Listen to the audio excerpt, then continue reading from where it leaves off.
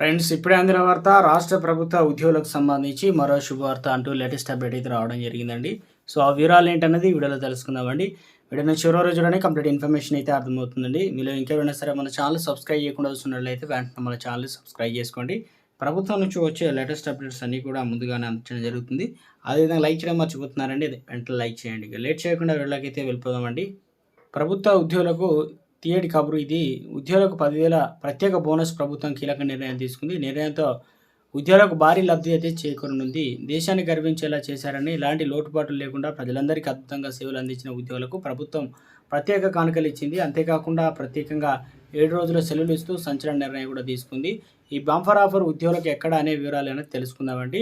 ఒక ఉత్తరప్రదేశ్‌లోని ప్రయాగ్‌రాజ్‌లో 45 రోజుల పాటు మహాశివరాత్రి ఏదైతే కుంభమేళా జరిగింది కదా!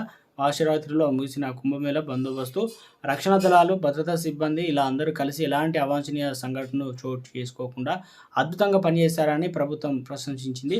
ఈ సందర్భంగా పోలీస్ శాఖతో పాటు ఇతర భద్రతా బలాలను ప్రభుత్వం అభినందించింది. అభినందనలతో పాటు 2 బంపర్ ఆఫర్లు అయితే ప్రకటించింది. శక్తి వంచన లేకుండా క్రమశిక్షణతో విజయవంతంగా మహాకుంభమేళాను ముగించిన పోలీస్ సిబ్బందికి ఉత్తరప్రదేశ్ ప్రభుత్వం రూ. 10,000 ప్రత్యేక బోనస్ ఇస్తూ ప్రకటన చేస్తుంది. అయితే అంతేకాకుండా అవార్డులను ప్రకటించింది. ఈ విషయం అక్కడి ముఖ్యమంత్రి యోగి ఆదిత్యనాథ్ ప్రకటించారు. మహాకుంభమేళాలో విధులు నిర్వహించిన దాదాపు 75,000 మంది పోలీసులకు 10,000 చొప్పున ప్రత్యేక బోనస్ ఇస్తున్నట్లు తెలిపారు. అంతేకాకుండా మహాకుంభమేళా సేవా మెడల్ ఇస్తామని కూడా